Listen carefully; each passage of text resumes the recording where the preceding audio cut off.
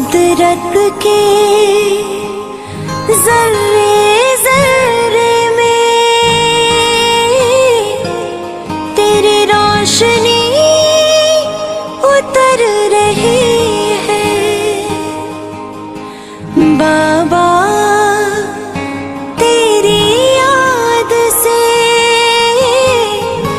मेरी दुनिया बदल रही है। कुदरत के जर्रे जर्रे में तेरी रोशनी उतर रही है।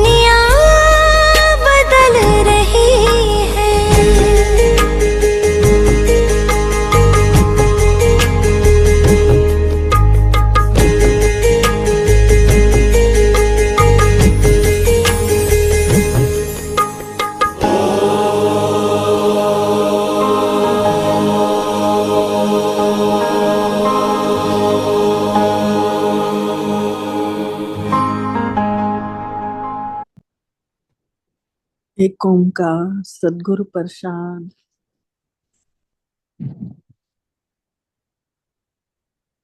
अॼु जो श्लोक आहे 11वीं अष्टपदी।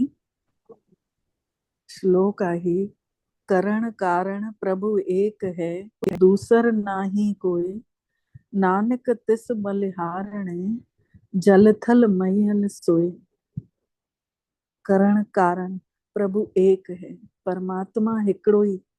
जेको गानो ॿुधोसीं हाणे कि सॼी सृष्टि खे हलाइण वारो हिक हिक आत्मा खे किरण ॾे थो, आत्मा में शक्ति भरे थो, त हर आत्मा पंहिंजा ॾींहं भर जा क्रियाकलाप करे था सघूं।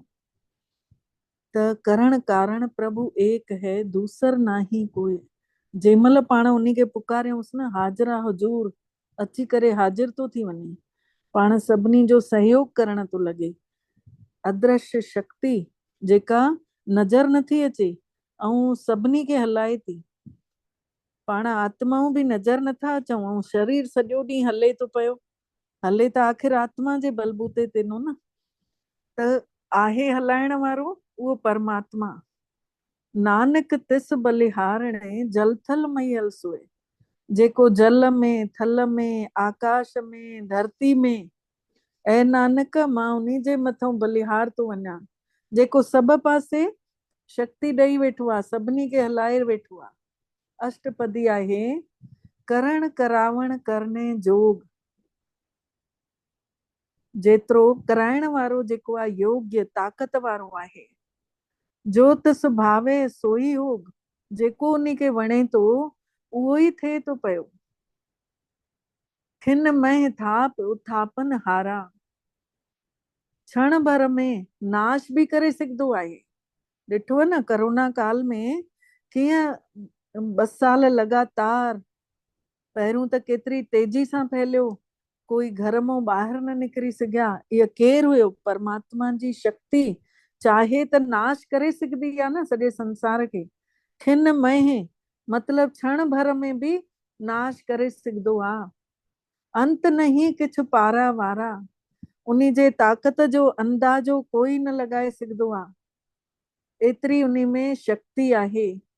हुक्मे धार अधर रहावे, उन्ही जे हुक्म जे बिना कोई भी टिकी न सघंदो आहे। हुक्म जे अंदर ई पाण सभु ऊंचाई ते पहुचूं था, हेठि थियूं था, त हुकुम उन्ही जो ई आहे। उन ई टिकाए करे रखियो अथई। हुक्मे उपजे हुकुम समावे, उन्ही जी आज्ञा ते ही, उन्ही जे हुकुम ते ही पाण जाॻूं था, उन्ही जे हुकुम ते ही पाण काॾे सेवाऊं भी करे था सघूं। उहो जागृत थो करे आत्माउनि खे। हुक्मे उपजे जाॻाए थो। हुक्मे ऊंच नीच व्यवहार, कैसां व्यवहार कहिड़ो हले थो, उहो सभु परमात्मा ने इन व्यवहार खे ठाहिण लाइ असांखे रस्तो ॾिनो अथई। चयो अथई मांखे यादि कयो त तव्हांजो ऊंच व्यवहार जेको अथव नीचे वारो उहो ऊंचो थी वेंदो। हुक्मे अनेक रंग प्रकार, उन्हीअ ने केतिरनि प्रकारनि जा खेल तमाशा रचे छॾिया अथई, अनेक प्रकारनि जा। कर कर देखे अपनी वॾियाई, पंहिंजी उहो वॾाई छा ॿुधाईंदो? नानक सभ में रहिया समाई। पाण सभु आत्माऊं ॼाणूं था कि भई सभिनी आत्माऊं, सभु आत्माऊं शरीर में समायल आहियूं। ऐं इहा रचना कंहिंजी आहे? उन परमात्मा जी रचना आहे। नानक सभ में रहिया समाई, सभिनी में उहा निराकार परमात्मा पंहिंजो ॿार विधी अथई। प्रभु भावे मानख गति पावे, अगर उन्ही परमात्मा खे वणंदो त ऊंची आत्मिक अवस्था ताईं रखी सघंदो आहे असां ॿारनि खे। गत पावे, ऊंची आत्मिक अवस्था मतलब आत्मा समझी करे पाण आत्माउनि खे इहा बि दात ॾेई सघंदो आहे कि सॼो ॾींहुं पाण पंहिंजो पाण खे आत्मा समझूं, न त बार बार विसरी था वञूं, तिरकी था वञूं। प्रभु भावे ता पाथर तरावे, अगर भगवान खे वणे त पत्थरनि जहिड़ा दिल जेके आहिनि उहे बि तरी था वञनि। जेके पत्थर दिल आहिनि उन्हनि खे बि पार थो लॻाए छॾे। प्रभु भावे बिन सांस ते राखे, अगर उन्ही खे वणंदो त मौत खां बि बचाए थो वठे पियो। प्रभ भावे ता हरि गुण बाखे। उन्हीं जी मेहर मया सां ही हर कोई अॼु उन्हीं जा गुण तो ॻाए पियो। उन्हीं जी रहमत आहे तॾहिं त गुण ॻाए था सघूं। प्रभ भावे ता पतित उधारे। उन्हीं जी मेहर मया जंहिंजे मथां आहे त जेको हेठि किरियल इंसान आहे उहो बि उधरी तो, उहो बि ठीक तो थी वञे, उथी तो वञे। पतित उधारे, पतित आत्मा पावन थी वञे, उन्हीं जो उद्धार तो थी वञे। आप करे आपन विचारे। पाणे ई पंहिंजे आधार ते करे तो, पंहिंजे ई संकल्पन सां सृष्टि रची तैं। दुआ सिरिया का आप स्वामी। लोक परलोक टई लोक जेके बि आहिनि, हिकु हे लोक आहे जंहिंमें पाण वेठा आहियूं, हिकु इन्ही खां मथे लोक आहे जंहिंखे चईंदा आहिनि सूक्ष्म लोक, जंहिंमें देवियूं देवता रहंदा आहिनि। पाण पूजा पाठ कंदा आहियूं त ओसि ताईं पहुचंदो आहे, अच्छे प्रकाशवान दुनिया ताईं। इहो गीता में बि लिखियल अथव, टई लोक। ऐं हनुमान चालीसा में बि अथव, तीनों लोक हाकते कापे, भूत पिशाच निकट नहीं आवे। मतलब टई लोकनि जा माण्हू उन्हीं जी हिकु हुंकार सां डिॼी वञनि, परमात्मा जी हिकु अखि छड़ो नज़र करे न त डिॼी वञनि। त हे छा था चवनि पिया, गुरु साहिब जन फरमाइनि था, दुआ सिरिया का आप स्वामी। जेको टिनिनी लोकनि जो स्वामी आहे पाण परमात्मा।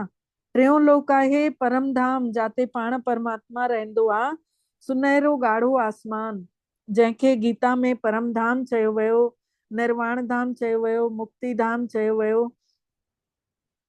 खेले विगसे अंतर्यामी, अंदर खे ॼाणण वारो, ॾिसी ॾिसी करे खेल खे ख़ुशि थो थिए पियो। जो भावे सो कार करावे। जेको वणेसि थो उहो हलाए थो पियो, सभिनी जा कम कराए थो। नानक दृष्टि अवर न आवे। ऐं नानक, उन्हीं खे कोई ॾिसी त नथो सघे, पर सभिनि जा कम रास बि करे थो। को मानुख ते किया हुई आवे। माण्हू जो कहिड़ो कम थी सघंदो आहे, जो तिस भावे सोई करावे। जेको उन्हीं खे वणंदो उहो ई त कराए सघंदो आहे। बंदे जे हथ में आहे छा कुझु? छड़ो मां करे वरितो तंहिं बंदे ने, पर भगवान कराए थो, ऐं उन्हीअ कॾहिं बि मां न कई अथई। कबीरदास जी जो हिकिड़ो दोहो आहे, जब मैं था तब प्रभु नाही, अब प्रभु है मैं नाही। प्रेम गली अति साकरी, जामे दो न समाही। जॾहिं मां कयूं था त परमात्मा विसरी वियो आहे, तंहिंमहिल हुजे ई कोन थो मन में वीचारनि में।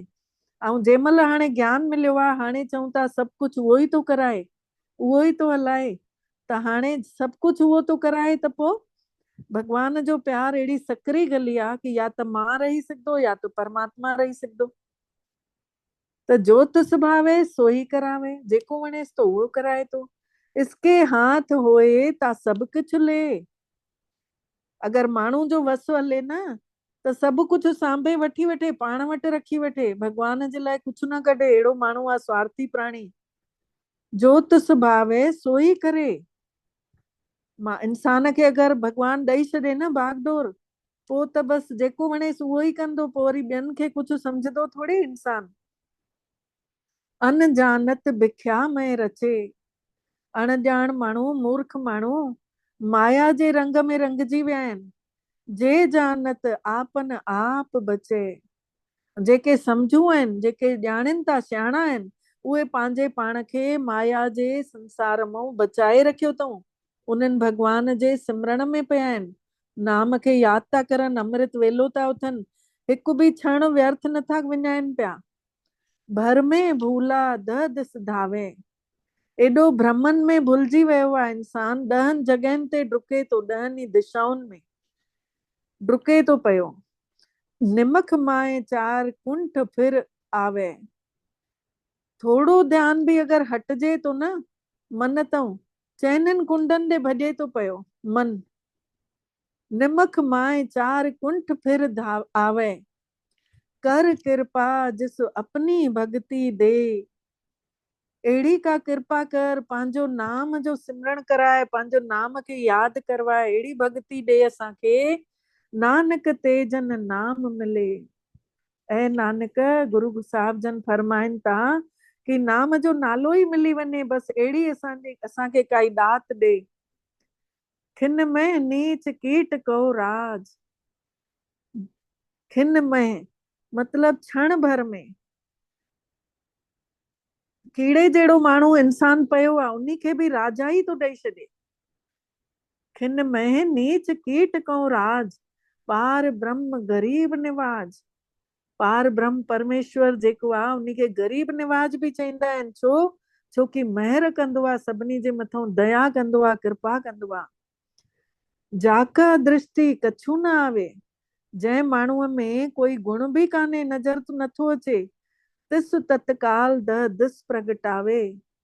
ऐं उन्ही जी अगरि महर मया थिए थी त उन्ही खे तुरंत 10 दिशाउनि में प्रगट थो करे छॾे, जंहिंमें कोई गुण बि कान्हे। अहिड़े माण्हू खे जे बि मथां अगरि उन्ही जी कृपा थिए थी न त 10 जॻहियुनि ते उन्ही खे पंहिंजो पाण थो प्रगट करे छॾे, उन्ही जो नालो रोशन थो करे छॾे। जाको अपनी करे बख़्शीश, जंहिंजे मथां उन्ही जी दया थी थिए, ताका लेखा न गने जगदीश। उन्ही जो लेखो अहिड़ा परमात्मा जो, अहिड़ो परमात्मा उन्ही जो लेखो चइनि था कि मां हो न करे सघंदासीं, भगवान जो कोई लेखो लिखी न सघंदो। जीव पिंड सभु तिसकी रास, हे जीव जेको आहे, जे शरीर आहे, जेको पिंड में आत्मा वेठी आहे, इहा सभु उन्ही जी रचल आहे। घट घट पूरण ब्रह्म प्रगास, उहो हर हिकु आत्मा खे कीअं विहारियो अथई, परमात्मा जो ॿार हर शरीर में कीअं विहारे करे जलवो ॾेखारे थो संसार खे। अपनी बणत आप बणाई, पंहिंजो ठहियल पाण ई ठाहियो अथई। हे रचल संसार उन्ही जो आहे, ऐं उन्ही रचल संसार में बि कीअं कुझु कुझु माण्हुनि खे कढे थो पियो, पाण जहिड़ो ज्ञानवान थो ठाहे पियो। नानक जीवे देख वॾाई, ऐं नानक ॾिसो उन्ही जी वॾाई। हे जीव आत्माऊं, तव्हां ॾिसो उन्ही जी वॾाई, केॾो उन्ही जा कम गुप्त हलनि था ऐं केॾो पंहिंजो पाण खे लिकाए रखियो अथई। इसका बल नाही इस हाथ, जीव जे हथ में कुछ भी कान्हे ताक़त, करन करावन सरब को नाथ। पाण समर्थ स्वामी, पाण आहे कराइण वारो दातार, आज्ञाकारी बपुरा जीव। परमात्मा जे हुकुम ते माण्हू वीचार बि करे थो सघे, हले बि थो। जोत सुभावे सोई पुन थियो, जेको परमात्मा खे सुठो लॻे थो उहो ई थिए थो पियो। कबहू ऊंच नीच में बसे, कॾहिं ऊंचे परम धाम में तो हले हुजे त कॾहिं हेठि धरती ते बि तो अची वञे। परमात्मा जो अवतरण थियो आहे न 1936 में, ब्रह्मा जे तन में, दादा लेखराज जे तन में आयो, जॾहिं भारत पाकिस्तान अलॻि न थिया हुया उन्ही महिल। कॾहिं कॾहिं त ऊंचे परम धाम में वेठो आहे, कॾहिं हेठि धरतीअ ते तो अचे। कबहू सोग हरख रंग रस हसे, त कॾहिं माण्हुनि जी चिंता लाहे तो उन्हनि खे ख़ुशि थो करे छॾे। कबहू निंद चिंद व्यवहार, कॾहिं निंदा करण वारनि जो व्यवहार बि सुधारे थो छॾे पियो। कबहू उब आकाश पयाल, कॾहिं आकाश कॾहिं धरती, उन्ही जो विचरण चारों तरफ़ उन्ही जी नज़र में आहे। कबहू बेता ब्रह्म विचार, सभु कुझु ॼाणण वारो, सभिनी जे वीचारनि खे ॼाणण वारो, नानक आप मिलावण हार। ऐं नानक उहो ई अची करे मरहम लॻाए थो, मिलाए थो पियो, असांजा दुख मिटाए थो। कबहू निरत करे बहु बात, केॾे तरीक़नि जा नृत्य, कहिड़े क़िस्मनि जा डांस ॾेखारे थो पियो, नाच ॾेखारे थो। कबहू सोए रहे दिन रात, ॾींहं राति जेके सुम्हण वारा केतिरा माण्हू। कबहू महा क्रोध विकराल, केतिरनि जे अंदर क्रोध जो विकराल रूप व्यापक पियो आहे सभिनि जे अंदर। कबहू सरब की होत रवाल, कॾहिं त चरणनि जी धूल बि केतिरा माण्हू मञनि था परमात्मा जी।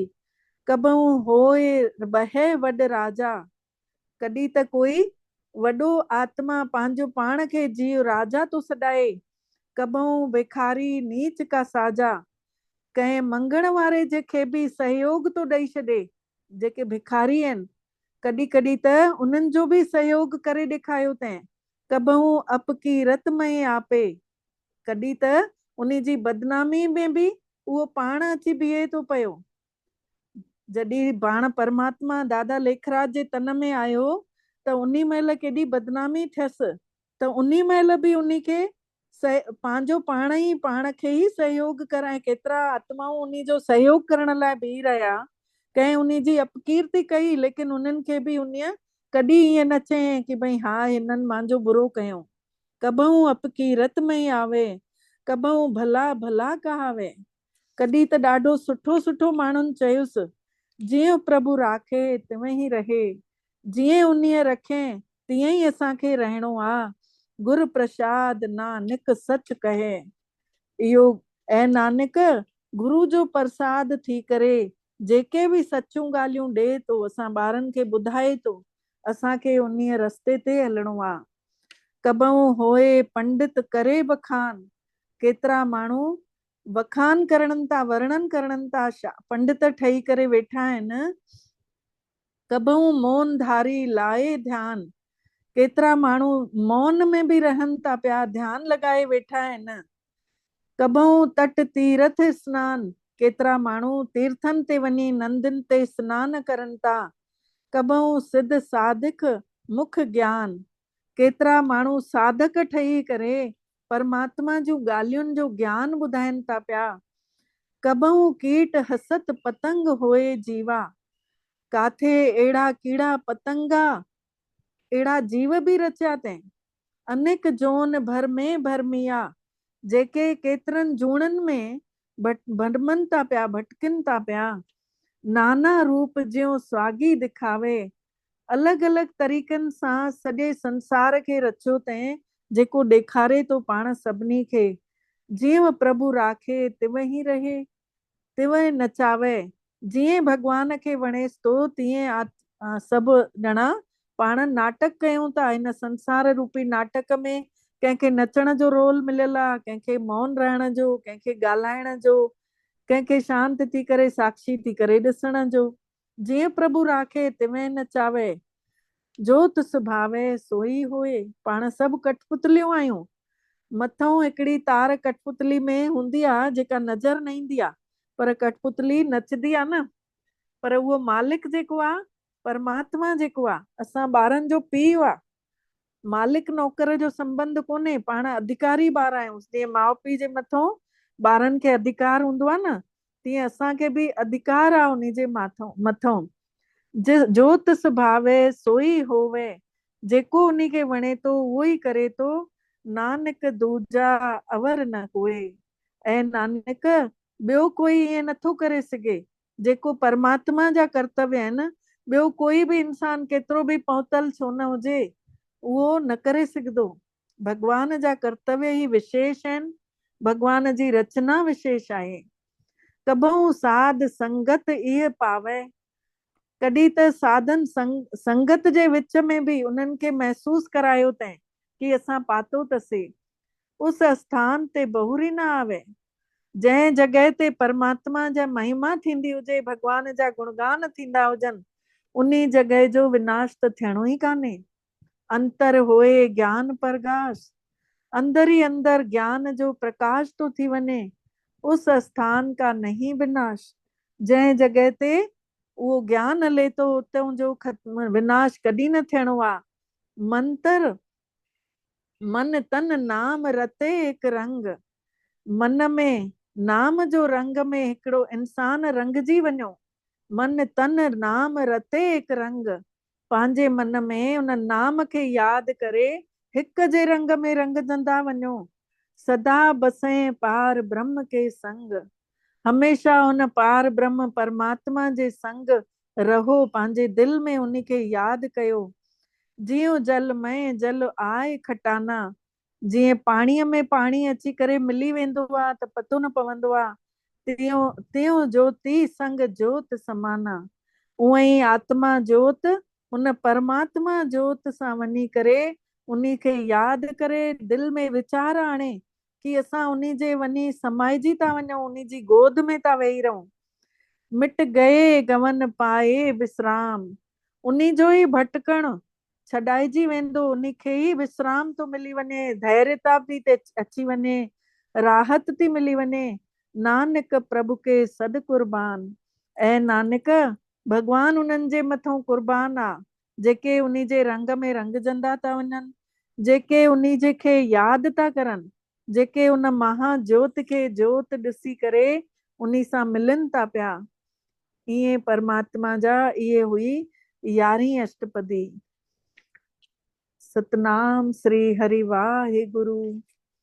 हाणे इहा लाइन जेका आख़िरी आई हुई कि त्यों ज्योति संग ज्योत समाना, त पाण इहो सभु हाणे महसूस कंदासीं कि कीअं आत्मा ज्योति परमात्मा ज्योत सां समाइजे थी पई। अॼु उहे पाण में इहो ध्यानु लॻाईंदासीं कि जीअं भगवान सां ज्योत असांजी ज्योत वञी समाइजी वई, त पंहिंजे मन खे एकाग्र करे वठूं, चारों तरफ़ खां ॻाल्हियुनि खां मन हटाए करे पंहिंजा वीचार शांत करे वठूं। धीरे धीरे पंहिंजो ध्यानु अचण वञण वारी श्वासन ॾे केंद्रित कयूं। अचण वारी श्वासन खे ॾिसूं, कीअं श्वासां अचनि थियूं, कीअं वञनि थियूं। अंदर शरीर कीअं प्रक्रिया करे रहियो आहे महसूस कयूं। पूरे शरीर में हिकु ऊर्जा पूरे शरीर खे हलाए थी। इहा ऊर्जा पूरे शरीर में महसूस कयूं। पेरनि में, हथनि में, निरड़ ते धीरे धीरे सोच सां इन ऊर्जा खे समेटियूं, महसूस कयूं। शरीर जी सॼी ताक़त धीरे धीरे समेटजे थी पई, निरड़ ते अची कठी थी वञे। अंदर ही अंदर लाइट धीरे धीरे समेटजी निरड़ ते कठी थींदी वञे। पंहिंजे पाण खे निरड़ ते महसूस कयूं। शरीर खां धार मां आत्मा ज्योत हिन पूरे शरीर खे ज्योत ॾेई हलायां थी। मां आत्मा निरड़ ते वेठल प्रकाशवान सितारो आहियां। महसूस कयूं धीरे धीरे हे सितारो शरीर खां अलॻि थो थिए। शरीर खां ॿाहिरि महसूस कयूं,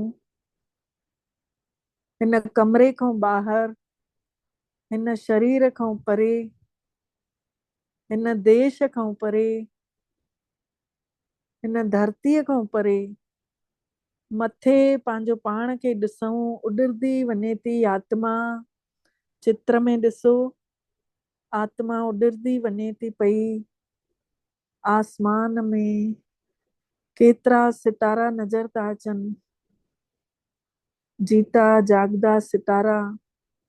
अंतरिक्ष खां बि पार, धरती खां परे, मां आसमान खां बि परे, अंतरिक्ष खां बि परे, केतिरा मील परे परम धाम में पहुचूं था। सुनहरे ॻाढ़े आसमान में ॾिसो, चित्र में सुनहरे ॻाढ़े आसमान में परमात्मा जो स्वरूप जीअं जीअं पाण उॾरदे मथे पहुचूं था, तीअं तीअं धरती जूं ॻाल्हियूं विसरंदियूं थियूं वञनि, संसार जूं ॻाल्हियूं विसरूं था। हिकदमि विशाल आसमान आहे, समुद्र वांगुरु सुनहरो आकाश आहे, जाते पाण सभु पहुची करे गहरी शांतीअ जो अहसास था कयूं। जीअं पाणीअ जे समुद्र में वञण सां शरीर खे ठंडक मिलदी आहे न, ईअं ई हिन थधे आकाश में अंदर पहुचण सां असां सभिनी आत्माउनि खे ठंडक थी मिले। शीतल ठंडियूं थधियूं किरणा ठंडक अचे थी परमात्मा ॾांहुं। असांजे मन खे गहरी शांतीअ जो एहसास थो थिए।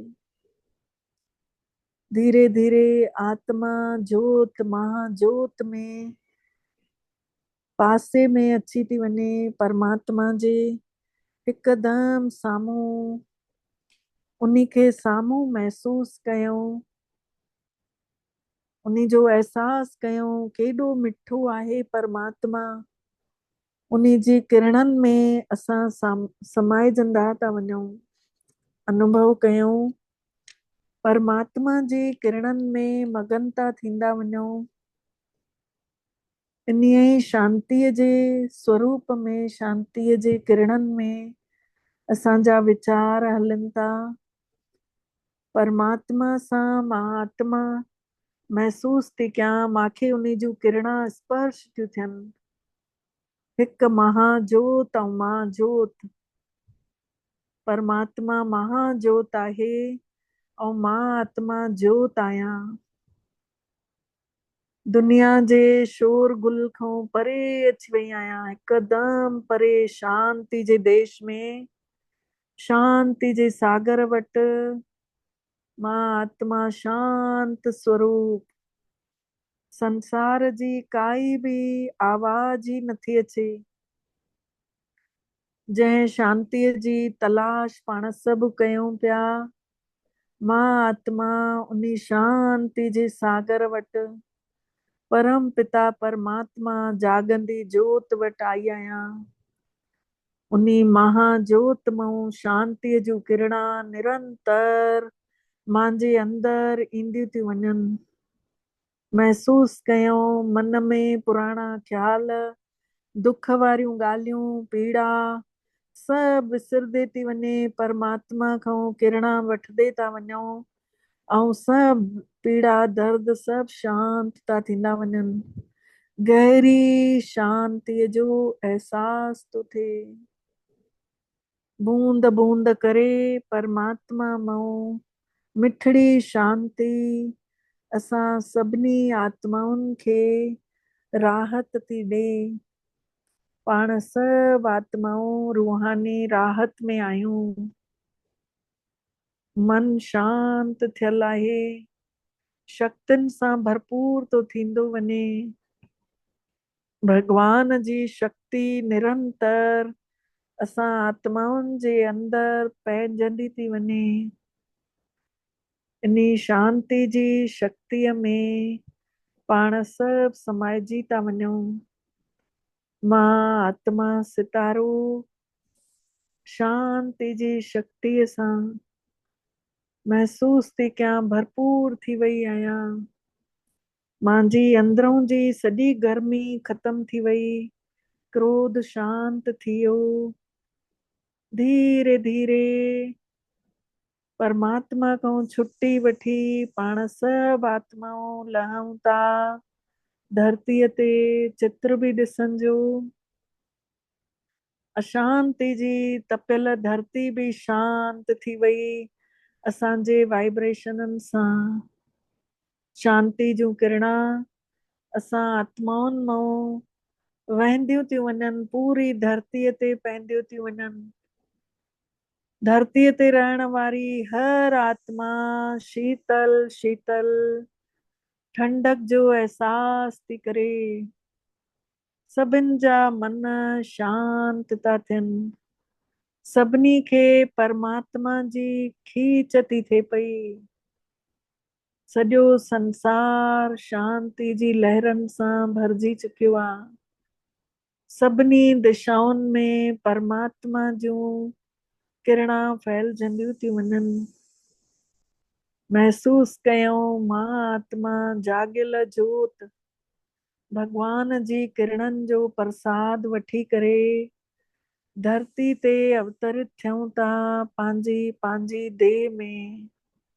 महसूस कयूं धरती ते अची पंहिंजी पंहिंजी देह में वेहूं था पिया, मिट्टीअ जे पंजनि तत्वनि जे पुतले में निरड़ ते अची करे वेहूं था, हिकदमि शांतमय स्थितिअ में। परमात्मा जी शक्ति प्रसाद माण्हू वांगुरु खणी आया आहियूं। प्रसाद सभिनी खे खाराइबो आहे। वंड विराए खाए माण्हू ईमान पाए। सभिनी खे प्रसाद बांटे करे खाराइणो आहे। शांति सभिनी खे दान ॾियणी आहे। मां शांत आहियां, मां शुद्ध आहियां, मां शक्तिशाली आहियां। महसूस कंदे परमात्मा खे शुक्राना चऊं था। हे भगवान, तव्हांजा बारंबार दिल सां शुक्राना।